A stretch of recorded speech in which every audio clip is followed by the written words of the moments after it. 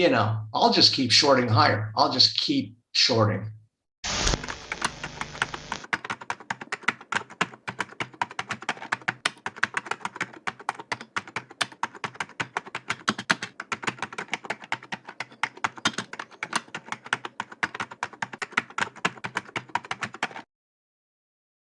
And I shorted Airbnb in the aftermarket. So it was down $8 yesterday. So instead of shorting into the earnings, I waited. Earnings, pushed the price up $10, and I shorted at 154, and it's about, I already got some profits. It's already kind of coming down, and probably just keep adding to that trade. So I shorted at 154 in the aftermarket, and it's 150, up about $5. Moderna's up 7, was up about 10 earlier this morning. So that's the thing. That's why I didn't kind of short it in. I think, though, it's going to be a gift, though. It's just going to give us another opportunity to short it higher.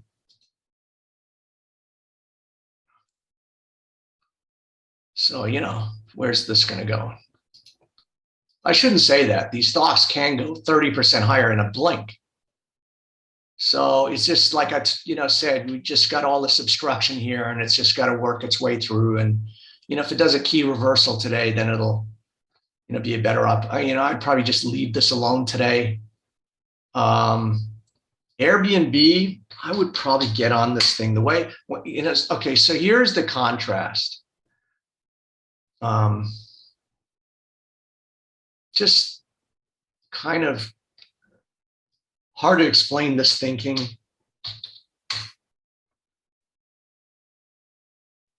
But I expect both these things to go lower, but I would press Airbnb. So kind of here's the visualization. So you kind of have, Moderna kind of closing on the high and what have you. This thing's kind of, so we opened higher.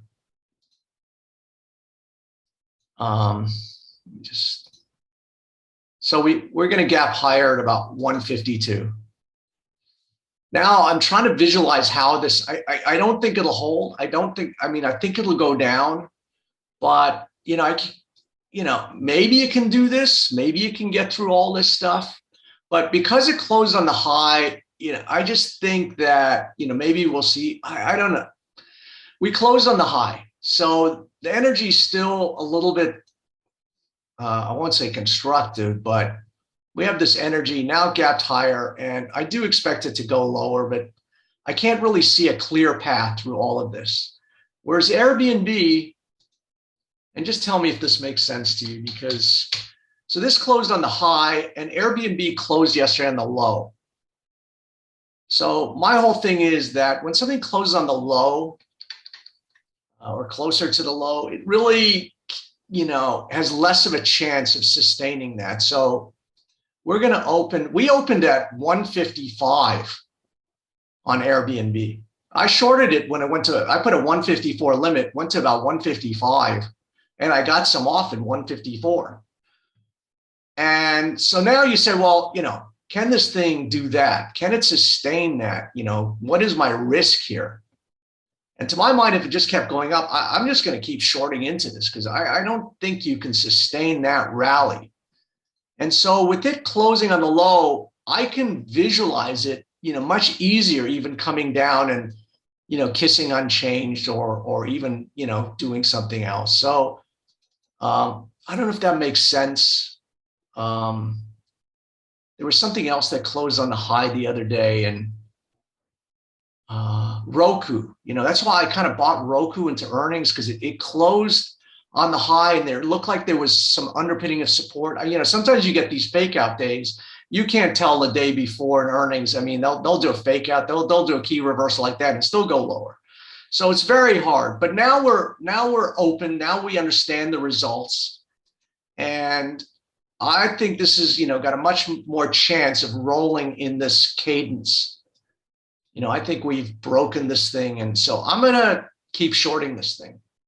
I think this, pre-opening rally is a gift, and I don't know if that made sense to you.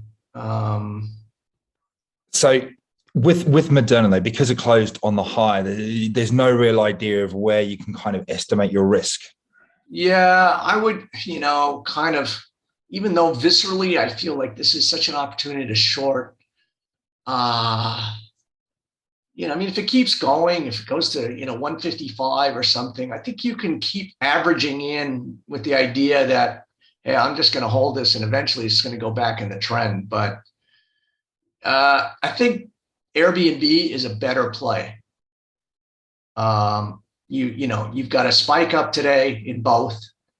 And if you're going to short one or the other, I would rather short Airbnb. And then you're going to say, well, where's the risk? And I'd say, the risk is probably to this guy right there, 163. So, I'll just keep shorting higher. I'll just keep shorting.